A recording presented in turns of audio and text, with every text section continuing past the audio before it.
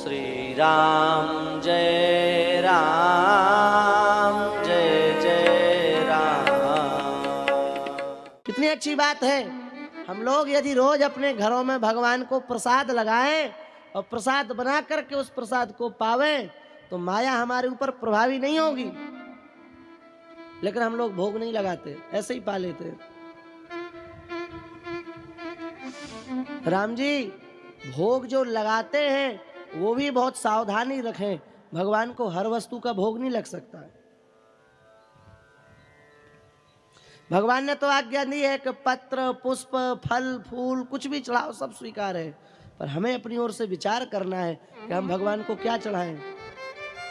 Modern जमाने के लोग भगवान को बर्गर का भोग लगा देते हैं, हाँ, चाय का भोग लगा देते हैं, चाय बिस्किट खिलाते हैं सुबह से भगवान को। जी देखा है हमने।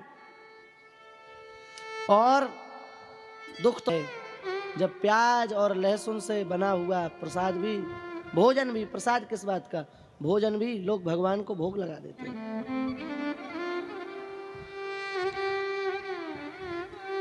हमारा विनम्र निवेदन है, भगवान को बिना प्रसाद लगाए भोजन नहीं करना चाहिए और भगवान को प्रसाद वही लगाना चाहिए जो ठीक हो।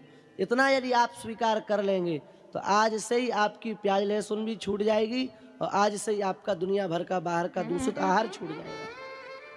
छोटा सा संकल्प करना है कि हम वही पाएंगे जो भोग लगेगा, बिना भोग लगाए हम पाएंगे नहीं। भोग वही लगाएंगे जो लगता होगा, अपने मन से जबरदस्ती भोग नहीं लगाएंगे।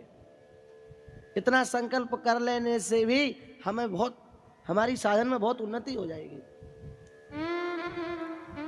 प्याज लहसुन नहीं खाना चाहिए। अब इसमें भी बहुत प्रकार के लोग हैं, बहुत प्रकार की बातें हैं, उन सबको कहने का हमारे पास समय नहीं है। दो बातें हम बोल देते हैं। एक बात तो ये है कि प्याज लहसुन तामसिक है, चित्त की वृत्ति को बिगाड़ने में सहायक है। और दूसरी बात ये है कि जिन ऋषियों की परंपरा में हम लोग आते हैं उन ऋषियों ने भी प्याज और लहसुन इसका शास्त्र में निषेध बताया है। दोनों पक्षों वाले लोग मिलेंगे।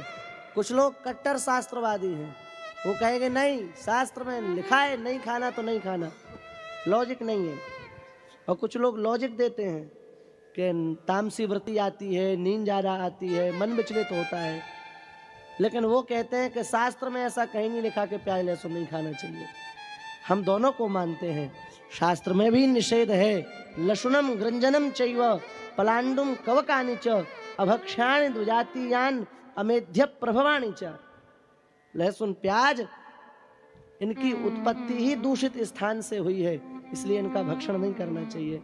और इसी में महाराज जी गृंजनम गाजर भी है। अब आजकल तो महाराज हम यहाँ कई लोगों के यहाँ प्रसाद पाने गए, बिना गाजर का तो भोजन ही नहीं है कहीं। हमारी प्रार्थना है, आप लोग मानो तो नहीं मानो, हम कोई जबरदस्ती थोड़ी करेंगे आपसे।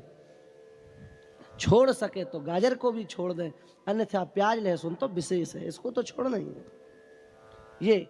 और फिर उसको भोग लगाओ सुंदर, फिर तुलसी पधराओ, फिर ठाकुर जी को निवेदित करो, 10 मिनट पर्दा करो, फिर पर्दा खोल करके उस भोग को निकालो, फिर उसको पाओ, फिर उसका स्वाद देखो कैसा है।